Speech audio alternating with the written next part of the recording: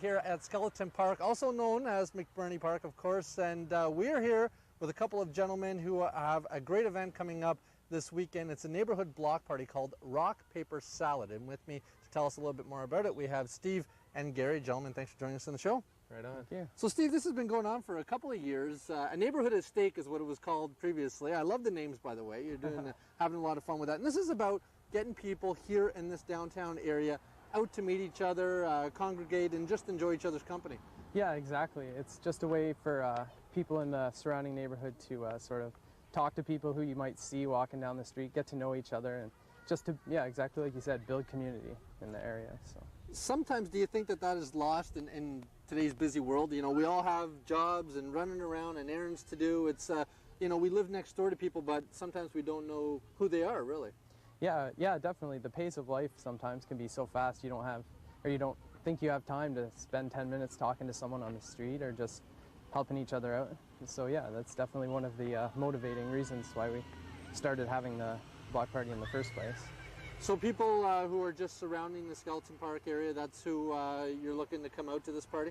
Yeah, originally it was on Colburn Street. Someone there, they sold their house, and as a thank you to the neighborhood gave donation and said, here, throw a block party for everyone. And then it was a success and we got lots of good feedback, so we moved it to the bigger location at the park and tried to get a bigger community group together, and it worked out well last year. So we're hoping for another nice day on Saturday and a big turnout. Well, I'm sure that's going to be happening for sure for you guys. Now, what exactly is going to be going on at this? Well, the same as previous years, we're hosting a barbecue, and there'll be a few bands and a few things for the kids to do. There'll be face painting, I believe, and popcorn. But the big draw this year is hopefully the Rock, Paper, Scissors tournament that we decided to host.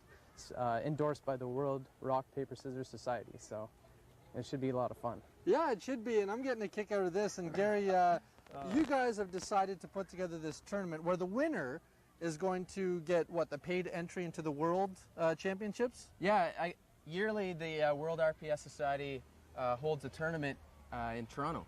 And this year's November 11th, and we're going to supply an entrance fee for the winner of our tournament. So, may the best fist win. Exactly. Now, you know what I find really interesting about this is in your hand you have a book, a strategy book for rock, paper, scissors.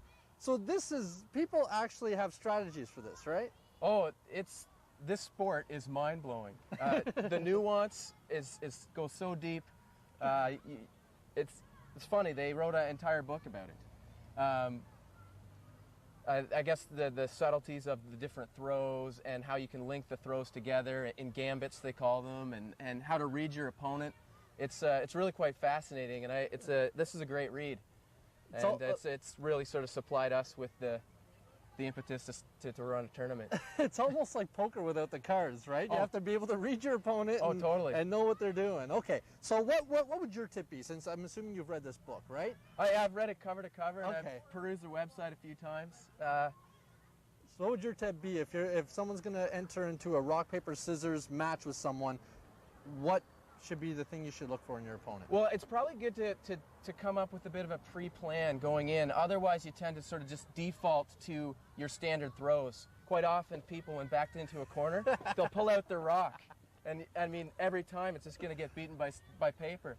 So if you come in with a bit of a planned sequence of throws, then you'll avoid slipping into those your own sort of pitfalls. All right, well, I'll tell you what, before we get out of here, I have to take you on in this game, right? So why don't we have a little match here? We'll just do a best 2 out of 3? Best 2 out of 3. Okay. Which is good. All right. Pardon?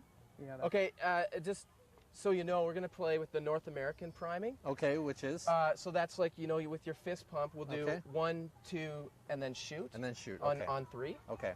That's North American rules. International is a 3' shoot. All right, so 1, 2, and then we'll do that. Okay. And just before we go, I guess it's important to know that rock, paper, scissors must always be played for some sort of decision. And if there's no decision at stake, then you just play for honor. So I was wondering if there's a decision to be made or just honor? Well, let's just play for honor. Okay. So since we have the camera here, we'll just play for honor. So let's do this. Okay, you ready? Best 2 out of 3. Best 2 out of 3, right? Okay, ready? Yeah. 1, 2, 3. Oh. Oh, all right. So all I right. took the first one. That's all right. You got the book behind you. It's like the Force. That's okay. Okay, all right. I'm back. All right. Ready? 1, 2, 3. Oh, look out. Okay, it's the rubber match here. All right. Ready? Yep, I'm ready. 1, 2, 3. Oh, Okay, so we'll we play go one more. again? Yeah, Okay. Just go until there's a winner. 1, 2, 3. Oh, look at that. took me down without even reading the book. I had your advice. I took it to heart. Steve, come on in. If people want to come out to this party, they want more information, you guys have an email.